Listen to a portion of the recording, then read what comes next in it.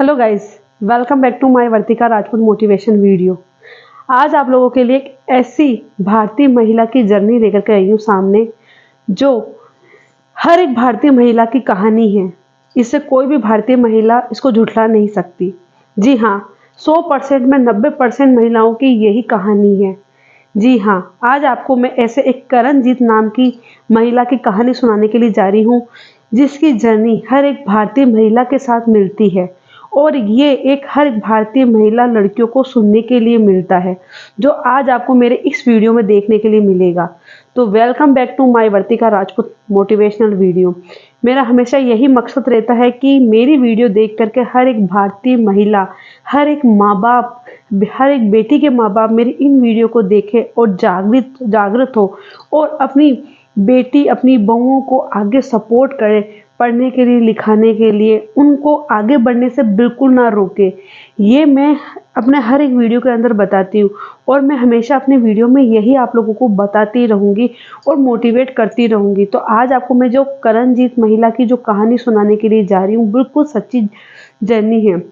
करणजीत एक मध्यम परिवार से होती है और इसके दो दो बहनें और एक भाई होता है। जी हाँ, पर इसमें ये होता है कि भाई है जो थोड़े टाइम, साल या 2 साल का होता है और उसकी डेथ हो जाती है। तो जो करणजीत होती है, ये सिर्फ 2 बहनें ही बचती है, यानी कि 2 बहनें होती है, इनके कोई भाई नहीं होता है। तो आप जानते हैं ही कि जैसे रिश्तेदार अपन चाहे काका बाबा बोल ले या चाचा चाची बोल ले, आंटी अंकल बोल ले, उनके में था मतलब भाई, आप जानते हैं ही हैं। पर जो करणजीत थी, ये दोनों बहनें ही रह गई थी। करणजीत के पिताजी नहीं थे, तो करणजीत की जो रिश्तेदार वगैरह था, क्योंकि साथ में ही आपको पता है कि लड़कियां जल्दी ही बड़ी हो जाती है और जब तक रिश्तेदार समाज के लोगों का ये आ जाता है कि आपकी लड़कियां बड़ी है तो बड़ी होने लगी, जल्दी से इनके लिए लड़का ढूंढे और शादी करे। करणजीत ने सिर्फ 12वीं क्लास पास करी थी और करणजीत के जैसे पिताजी नहीं थे, जैसे कि मैंने आपको वीडियो में बताएं, और भाई भी नहीं थे। जब जब हर बार जब राखी बांधने के लिए करणजीत अपने जो चाचा चाची, काका काकी जो भी है उनके पास में जाते थे, उनके बेटों के, यानी कि अपने जो काका काकी जिनके लड़कों के राखी बांधने जाते थे, तो हमेशा उसको ये बोल दिया जाता था कि क्या करे, तेरे कर्म में तो भाई नहीं है, तेरा तो सगा भाई नहीं है। ये हमेशा करणजीत को सुनने के लिए मिलता था, तो उसको बहुत बुरा लगता था। वो हमेशा यही बोलती थी कि सगा भाई नहीं हुआ तो क्या हुआ, मेरा ये भाई तो है, आपका बेटा तो मेरा भाई ही है ना। ऐसा मतलब उसको सुनने के लिए मिलता था और रिश्तेदार हमेशा ये बोलते थे कि बेचारी ये लड़कियां कितनी अभागी है, जो सर पे से बाप का हाथ भी उठ चुका है और इनके तो नसीब में भाई भी नहीं है। शादी के बाद में इनको कौन डोली पर उठा करके भेजेगा। या फिर अगर करणजीत की माँ को ऐसा बोल दिया जाता था कि तेरे तो मरने के बाद में तुझे तो अग्नि तेरी बेटियां ही देंगे, तेरे तो नसीब में बेटे के हाथ का भी नहीं है। ये करणजीत की मम्मी को सुनने के लिए मिलता था और करणजीत को सुनने के लिए मिलता था। करणजीत को बहुत बुरा लगता था कि हम लड़कियों को इस तरीके से क्यों देखा जाता है। हम लड़कियां कौन से लड़कों के बराबर नहीं होती, हम कौन सा काम नहीं कर पाती। आज के जनरेशन में आप खुद जानते हो कि लड़कियां लड़कों को भी टक्कर देती और आज वो हर एक काम और अपना नाम रोशन करती है महिलाएं, लड़कियां। पर 12वीं पास करने के बाद में करणजीत की जो मम्मी होती है, वो करणजीत की शादी कर देती है, क्योंकि काफ़ी समाज के लोग और रिश्तेदार बोलने और बाप का साया नहीं, तो उस माँ के ऊपर बहुत ही ऐसे बीतती है कि वो चाह करके भी कुछ नहीं कर पाती है और उसने करणजीत की शादी कर दी। करणजीत जहाँ ससुराल में जाती है, वहाँ पे ठीक होता है, अच्छा होता है। करणजीत के जो हस्बैंड होते हैं वो सही होते हैं और आप जानते हैं कि सास ससुर आपको परफेक्ट बिल्कुल नहीं मिलेंगे, बहुत कम ऐसे होंगे जो बहू को अपनी बेटी समझेंगे। तो करणजीत एक हाउसवाइफ बन करके रह जाती है। करणजीत ने कई बार अपने पति को बोला कि मुझे आगे पढ़ना है, पर पति ने बोला कि तुझे क्या करना है पढ़ाई करके, तो बस घर का काम संभाल और बच्चे हो जाए तो बच्चों को संभालना। करणजीत ये चीज़ सोच करके आगे अपनी ज़िंदगी बिताने लगती है, एक हाउसवाइफ बनकर रह जाती है। मन में तो वो बहुत कुछ सोचती है करने का कि काश मैं अपनी अब पढ़ाई अब जारी रख लेती, क्योंकि बहुत ही छोटी उम्र में करणजीत की शादी कर दी जाती है और करणजीत आगे पढ़ना चाहती थी। पर करणजीत को ये नहीं पता था कि आगे मुझे पढ़ाई करने के लिए नहीं बोला जाएगा। करणजीत हाउसवाइफ होती है, हाउसवाइफ होना कोई बुरी बात नहीं होती है। आप जानते हैं कि एक हाउसवाइफ का काम करना हर किसी के बस की बात नहीं होती है। हाउसवाइफ को पूरा घर की सारी जिम्मेदारी, बच्चों की जिम्मेदारी, ये सबसे बड़ा जो जिंदगी में सबसे बड़ा जो जीवन के अंदर जो जिम्मेदारी का काम होता है वो हाउसवाइफ का ही होता है। एक दिन कोई घर को संभाल के देखे उसको खुद को पता चल जाएगा। फिर भी कई लोग ऐसे नज़र से देखते हैं कि ये सिर्फ घर का काम करती क्या है, ऐसे महिलाओं को देखा जाता है। पर करणजीत के थोड़े टाइम बाद में प्रेग्नेंट होती है और ऑपरेशन से उसके बच्चा होता है। करणजीत की हाइट वगैरह बहुत अच्छी होती है, तो करणजीत अपने बच्चे को संभालने लगती है। उसी दौरान जो करणजीत का हस्बैंड होता है उसकी नौकरी चली जाती है और वो पैसों के लिए, एक एक पैसे के लिए मोहताज होने लगती है। अगर थोड़ी सी सब्जी बच जाती तो सास ससुर ताजना देने लगते कि तुझे क्या पता कि दाल का क्या भाव है, तू तो दाल इस तरीके से बिगाड़ती है। करणजीत को ये सुनकर के बहुत दुख होता था कि मैं इस घर की बहू हूँ, मैंने इतने साल तक यहाँ रही हूँ, तो मुझे पता है। और उसको बहुत दुख होता था कि आज भी उसके सास ससुर उसको इस तरीके से घर का सदस्य समझ करके अपनाए नहीं। करणजीत अपने फिर पति को बोलती है कि मुझे स्टडी करनी है आगे, तो करणजीत बोलता है कि तुम करीबी हो स्टडी, तो पर फिर भी करणजीत जिद्दी करती है। तो एक दिन फॉर्म ला करके करणजीत को देते हैं, तो करणजीत वो बहुत देर बाद में फॉर्म भर पाती है, 1 घंटा लगता है उसको भरने में। तो फिर उसके हस्बैंड बोलते जब तूने 1 घंटे के अंदर फॉर्म भरा है तो तू क्या पढ़ाई कर लेगी आगे। तो उस टाइम उस करणजीत के हस्बैंड जो होते हैं उसकी पढ़ाई बंद करवा देते हैं। पर जो उस करणजीत के हस्बैंड के जो दोस्त होते हैं उन्होंने उन करणजीत को देख रखा था और ये बोला कि भाई हम तेरी वाइफ की मतलब अच्छी हाइट वगैरह, पर्सनैलिटी अच्छी है, तो उन्होंने कुछ इंस्टीट्यूट पे कुछ बताया था कि वहाँ पे जाकर के इनका फॉर्म भर देना, अगर ये पास हो जाती तो ये अच्छे खासी इनको जॉब मिल जाएगी। पर कर फिर वो ऐसे उसके हस्बैंड बोलते हैं कि मेरी वाइफ तो सिर्फ 12 पास है, कि कोई बात नहीं है, अगर वो स्टडी कर लेते हैं और पास हो जाते हैं तो वो अच्छे नंबरों से पास हो जाएगी।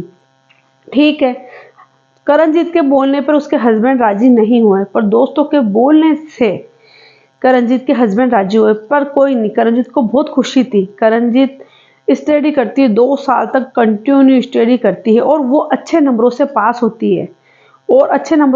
होती है और वो इसका इंटरव्यू होता है। इंटरव्यू भी बहुत अच्छी तरह से पास कर लेती है और उसकी जॉब लग जाती है। फिर वो अपने हस्बैंड को ऐसे बोलती है कि काश ये स्टडी आप मुझे पहले ही करवा देते तो आज इतनी दिक्कत नहीं होती। ऐसे अगर मैं आपको एक चीज़ बताने जाऊं तो उसको काफ़ी कुछ सहना पड़ा। उसको पढ़ाई के लिए उसके हस्बैंड ने पैसे तक नहीं दिए। बीच में वो पूरे दिन भर घर का काम करती। सास ससुर उसको हर एक बात पे ताजना देते कि तू क्या करती है, तू सिर्फ घर का काम ही तो करती है, मेरा बेटा तो कमा करके लाता है। ये करणजीत को हमेशा सुनने के लिए मिलता था। जब करणजीत पीयर में थी तो उसको इस तरीके से सुनने के लिए मिलता था कि बेचारियों के बाप का साथ नहीं है, हाथ साया नहीं है, भाई नहीं है, बेचारी कर्म में ही ये लिखा करके लेकर कर रही है। तो आप बताइए कि जिनके हाथ सिर पे अगर बाप का हाथ नहीं हो और भाई नहीं हो तो क्या वो लड़कियां, वो महिलाएं आगे नहीं बढ़ सकती है? बिल्कुल बढ़ सकती है। जब हम ही लोग ऐसे इनको ताजना देना बंद करेंगे, सपोर्ट करेंगे, क्यों नहीं बढ़ सकती है? करमजीत भी तो शादी के बाद में, इतने साल बाद में, शादी के 12 साल बाद में उसने स्टडी करके इंटरव्यू पास किया और अच्छा खासी उसको जॉब मिली और वो आज जॉब के साथ में सोशल वर्क का भी काम करती है। हर एक महिला को वो सपोर्ट करती है आगे बढ़ाने के लिए। जिनकी स्टडी वगैरह रुकी हुई होती है उन महिलाओं को वो अपने सपने साकार करने के लिए मोटिवेट करते हैं और उन्होंने बिना किसी की मदद लिए ही अपना खुद का एक एनजीओ स्टार्ट किया और आज कम से कम 100 महिलाएं उनसे जुड़ी हुई होगी और आज उनका भविष्य उज्जवल हो रहा है। तो हमारे भारत देश के अंदर अगर हर एक महिलाएं अगर खुद को भी सपोर्ट करेगी, आगे जाकर अगर वो खुद ही कुछ पहचान बनाती तो वो दूसरी महिलाओं को भी सपोर्ट करेगी। पर हमारी महिलाओं को हमेशा इस तरीके से देखा जाता है कि ये तो हाउसवाइफ है, ये क्या काम कर लेगी, लड़की तो पराया धन है। अरे लड़की अगर पराया धन है तो वो आगे जाके भी बहुत कुछ कर सकती है। जिसकी वो बेटी बनेगी उनको भी तो वो सपोर्ट करेगी। लड़कियों को हमेशा पराया धन समझ करके उनको आगे बढ़ने से रोका जाता है। ऐसा ही है। अगर हम लड़कियों को, कई माँ बाप तो ऐसा होता है कि अपनी बेटी और बेटों में कोई अंतर नहीं समझते हैं कि नहीं, हमें हमारी बेटियों को पढ़ाना, आगे बढ़ाना, जॉब करवानी है, अपनी एक पहचान बनानी। वहीं पे कुछ माँ बाप ऐसे भी होते हैं जो अपनी बेटियों को बस ये बोलते कि क्या करेगी, 12वीं पास कर ले, तुझे तो वैसे भी आगे घर पे जाना है और घर में जाकर के क्या करना है, झाड़ू पोछे रोटी सब्जी बनानी, और वहाँ अपनी बेटी के सपनों पे बिल्कुल पानी फेर देते। पर वो ये नहीं सोचते कि आगे अगर ससुराल जाती है, उनको पता नहीं कैसा क्या ससुराल मिलता है, क्या नहीं मिलता है। तो अगर वो पढ़ी लिखी होगी, अच्छा खासा अपने पैरों पर अपनी एक पहचान बनाई हुई होगी, तो उस लड़की को उस चीज़ का सामना नहीं करना पड़ेगा। पर लड़कियों को यहीं पाबंद कर दिया जाता है। आज लड़कियां हैं लड़कों के बराबर टक्कर में है, बल्कि उनसे आगे बढ़ कर के ही है। आज आप जानते हैं पुलिस में, फौज में, एयरफोर्स में, नेवी के अंदर ऐसी कोई जगह नहीं है जहाँ पे लड़कियां जॉब नहीं करती है। ऐसा आप कई जगह देख सकते हैं, आज लड़कियां बिल्कुल बराबर चलती है और उनसे आगे बढ़ के चलती है। तो लड़कियों को पराया धन क्यों समझा जाता है? अगर क्यों वो क्या शादी के बाद में उस घर की बेटी नहीं कहलाएगी? आप एक चीज बताइए, कहलाएगी ना। एक चीज बताइए, अगर शादी के बाद में अगर उस बेटी के साथ में ऐसा दुख होता है तो वो आके माँ बाप को ही बोलेगी कि मेरे साथ में होता, काश आपने हमें पढ़ाया होता, लिखाया होता, आज अपने पैरों पे खड़ा किया होता, तो आज हमको ये देखने के लिए नहीं मिलता। तब माँ बाप अपनी गलती महसूस नहीं करेंगे? आप बताइए, जब भी तो उनको पछतावा होगा। तो लड़कियां पराया घर का धन होती है, पर वो उस घर की भी अगर बेटी समझा जाए, बहू नहीं बेटी समझा जाए, तो वो बहुत ज़्यादा सपोर्ट करेगी। आज महिला ऐसे हैं कि हाउसवाइफ होते हुए भी वो बहुत कुछ काम करती है और पैसा भी कमाती है और अपनी एक पहचान भी बनाती है। हाउसवाइफ होना भी कोई छोटी बात नहीं होती। आप जानते हैं कि घर की कई जिम्मेदारियां, बच्चों को पढ़ाना लिखाना, घर का काम कितना ये बहुत कठिन होता, फिर भी महिलाएं करती है और फिर भी आगे बढ़ने का हौसला महिलाएं रखती है। तो फिर महिलाओं को हमेशा, लड़कियों को हमेशा पराया धन समझ करके ही क्यों रोका जाता है? उनको आगे क्यों नहीं बढ़ने दिया जाता है? ये चीज़ गलत है। हमारी बेटियों को हमें आगे बढ़ाना चाहिए। अगर वो आगे पढ़ना चाहती है, लिखना चाहती है, तो उनको ज़रूर सपोर्ट करें, ताकि जब भी उनमें कोई दिक्कत या हो तो वो आप लोगों को आके नहीं बोले, वो खुद इन चीज़ों का सामना एक अच्छी बुनियाद पे कर सके और कभी अफ़सोस ना करे कि हमारे माँ बाप ने हमको पढ़ाया नहीं, लिखाया नहीं, बल्कि वो खुद पर इतना फ़र्क महसूस कहा, नहीं हमारे माँ बाप ने हमको पढ़ाया लिखाया, आज हमको इस कदर बनाया कि हम हर एक मुकाम हासिल कर सके, चाहे कोई सी भी कठिनाई आए पर हम आगे बढ़ सकते हैं। तो हमारी बेटियों बहुओं को हमें आगे बढ़ाना चाहिए। जैसे कि मैंने हमेशा कहा है कि जब महिलाएं जब विधवा हो जाती है तो भी सपोर्ट करना चाहिए उनको सिर्फ चार दीवारी में बंद करके नहीं रखना चाहिए। ये एक अलग टॉपिक हो गया, पर है तो महिलाओं से जुड़ा हुआ। मैंने ये बहुत सारी चीज़ें देखी है, सुनी है, मतलब मुझे बहुत ऐसे दुख होता है कि आज भी हमारे महिलाओं के साथ में ये होता है। महिलाएं अपने कई सपने, अपने कई अरमान एक घर के अंदर कैद करके रख देती है और आगे बढ़ने का सोच नहीं पाती। क्यों? क्योंकि अरे तेरे तो बच्चे हो गए, बच्चों को संभालो, घर को संभालो। महिला वो भी कर सकती है, बखूबी कर सकती है, पर वो अगर आगे बढ़ना चाहती है, कुछ पढ़ना चाहती है, तो उसको प्लीज़ ना रोके। मैं हर एक भारतीय माँ बाप से, हर एक भारतीय जो हस्बैंड है उनसे भी यही बोलना चाहती हूँ, अगर औरत पढ़ना चाहती है तो उसको पढ़ाए, आगे बढ़ाए, सपोर्ट करे और एक नई पहचान बनाने दे।